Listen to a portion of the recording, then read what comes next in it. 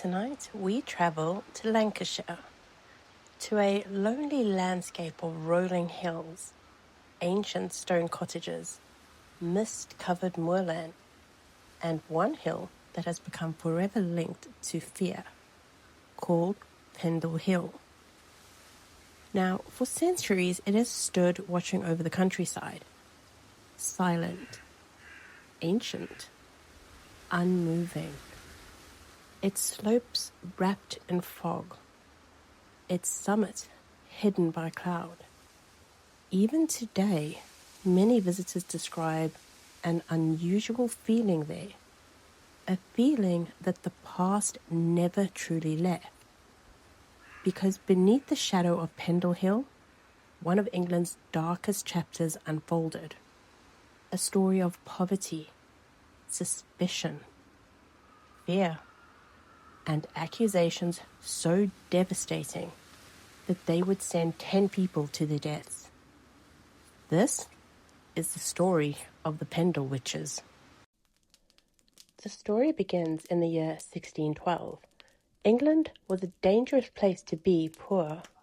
Life was harsh, food was scarce, disease was common, and many people believed dark forces were constantly at work. Among the poorest families in Lancashire were two rival households, the Demdikes and the Chessexes. Both families were known locally for healing, fortune-telling, and folk magic. For years they lived in uneasy competition, but soon their feud would explode into tragedy.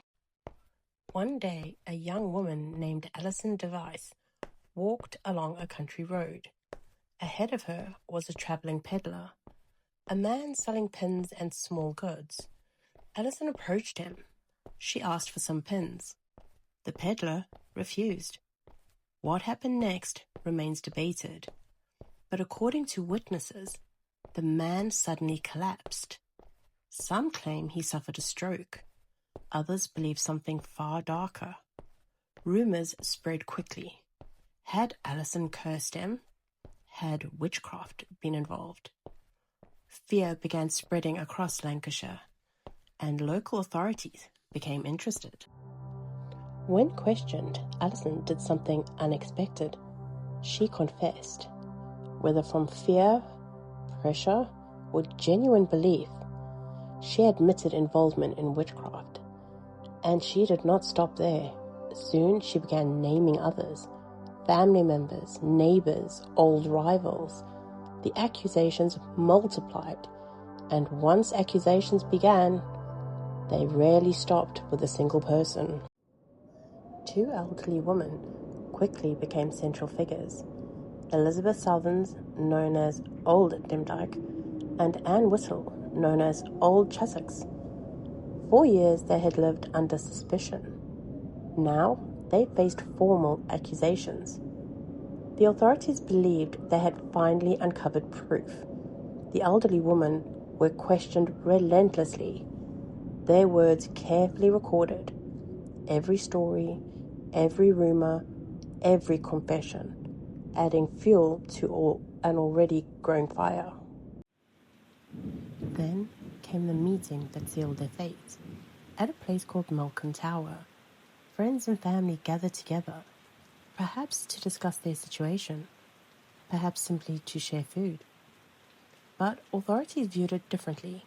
To them, it looked like a witches' meeting, a secret gathering, a conspiracy, and it provided exactly the evidence that they needed.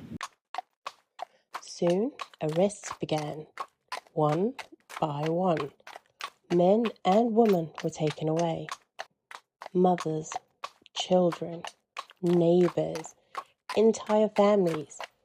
Fear spread throughout Lancashire. Nobody knew who might be accused next. Nobody knew who could be trusted. The accused were imprisoned in Lancashire Castle, a cold and unforgiving fortress. Its thick stone walls offered very little comfort. The prisoners waited. Weeks passed, then months, uncertain of what awaited them. Some never left alive.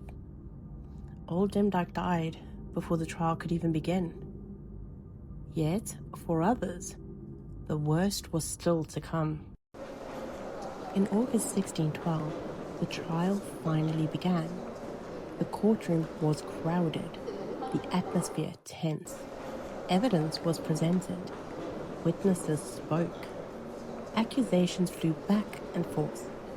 Perhaps the most shocking of all, one of the key witnesses was a child, 9-year-old Jeanette Device. She testified against members of her own family. Her words carried enormous weight, and many historians believe her testimony helped decide the outcome. The verdict arrived swiftly. Guilty. 10 people were condemned. 10 lives forever changed. The sentence was death. There would be no mercy, no second chance. The Pendle witch trial had become one of the largest witch trials in English history. The condemned were led to the gallows hill. Crowds gathered to watch. The executions were carried out. And just like that, the accused were gone. But the story refused to die. More than 400 years later, Pendle Hill still stands. Visitors walk its slopes. Ghost hunters search its paths. Historians continue debating what really happened. Were the accused truly witches? Almost certainly not. Most were poor, vulnerable, caught in a world ruled by fear and superstition. Yet, their story remains one of England's most haunting mysteries. Because the real horror was never magic.